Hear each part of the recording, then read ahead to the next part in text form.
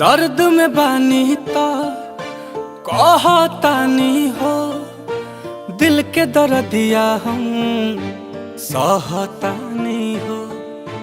दर्द में बानी तो कहतानी हो, दिल के दर्दिया सहतानी हो।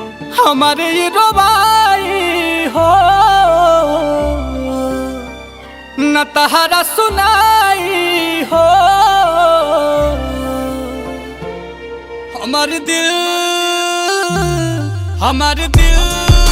तोड़े से पहले यही सोचली हो बारी तोहर तयाई हो।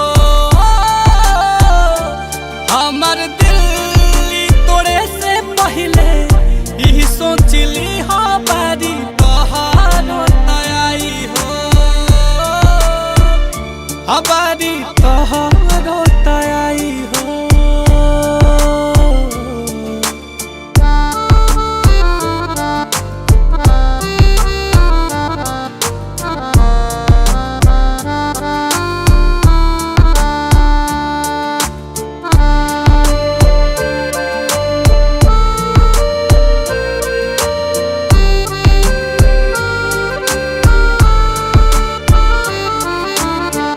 ओही दिन बुझाई तहरा कीमत प्यार के, तहरो के जाई के हु जब ठोकर मार के। रहब न हम खाली पैबू तो गम हो, फेरू नहीं आई कबो मौसम बहार के। बारू हर जाई हो कैलू बेवफाई हो। हमार दिल तू तोड़े से पहले यही सोचली हो बारी तारो तयाई हो।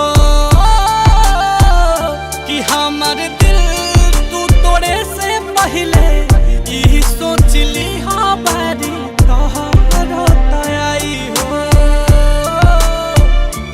बारी तोहरो तयाई हो।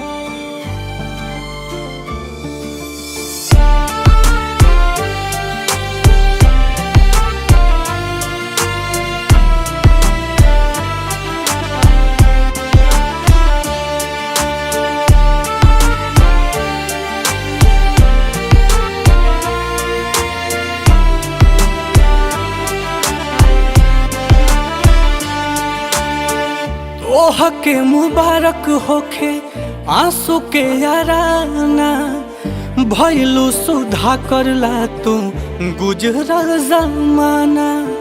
खुद से ही खुद के वजूद के मिटाइब, होई है नील कमल नहीं दोबारा दीवाना। दिखी न परछाई हो आँख भर जाई हो। हमारे दिल तू तोड़े से पहले यही सोचली हो बारी तोहरो तयाई हो। कि हमारे दिल तू तोड़े से पहले यही सोचली हो बारी